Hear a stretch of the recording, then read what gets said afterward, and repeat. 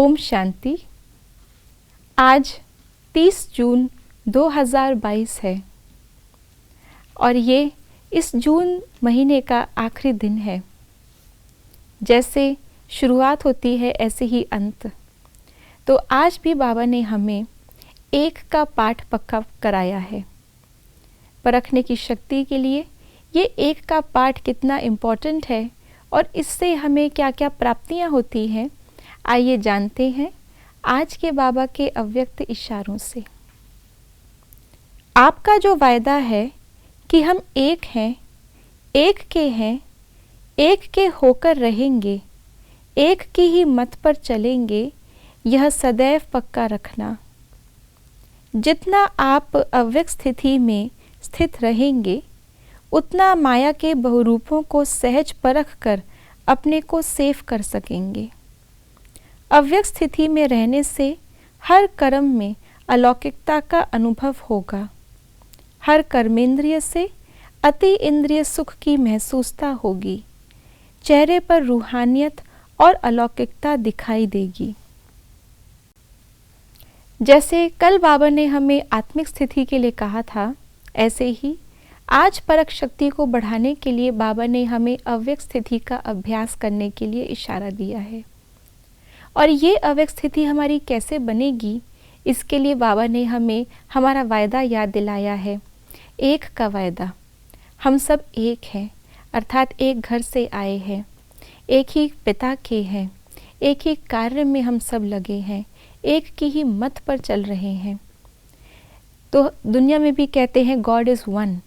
अगर उस वन के अलावा हम किसी और को याद कर रहे हैं तो वो याद हमारी व्यभिचारी याद है, वो एक की नहीं है। तो ऐसे ही अगर हम एक के सिवाय दो को शामिल कर लेते हैं तो दूसरा कहीं ना कहीं हमें व्यर्थ की ओर लेके ही जाएगा, क्योंकि समर्थ सत्य तो एक ही है। तो जितना जितना हमारी बुद्धि एक बाबा पर एकाग्र होती है, एक रस स्थिति हमारी होती है, हमारी अव्यक्त स्थिति जिसकी डेफिनेशन ही है एक से रिश्ता, एक से ही सब रिश्ते, इस दुनिया से सारे रिश्ते हमारे केवल तोड़ निभाने के लिए हैं, केवल सेवा के लिए हैं। तो अव्यक्त स्थिति तब तक नहीं बन सकती जब तक हमने सबसे तोड़ ना निभा करके एक से ही प्रीत जोड़ी हो। तो एक का पाठ पक्का होते ही हमारी अव्यक्त स्थिति भी पक्की हो जाती है। और अव्यक्त स्थिति उड़ती हुई ऊंची फरिश्ते की स्थिति है। तो ऊंचाई से जब नीचे देखते हैं, धरती को देखते हैं, तो हर एक चीज़ स्पष्ट नज़र आती है। कहीं भी कोई मार्ग होता है वो छुपा हुआ नहीं होता। कोई भी भूल भुलैया का रास्ता हम सहज देख सकते हैं। इसीलिए बाबा ने कहा कि अगर अव्यक्त स्थिति में स्थित होकर नीचे देखेंगे तो माया के बहुरूपों को पहचान सकेंगे, सब कुछ स्पष्ट होगा। और जब माया से बचे हुए रहेंगे, माया जीत बनेंगे, तो हमारे हर कर्म में अलौकिकता आएगी, हमारे नैनों में, हमारे चेहरे पर रूहानियत होगी। हमारा हर कर्म अति इंद्रिय सुख की अनुभूति स्वयं को और अन्य को दिलाएगा।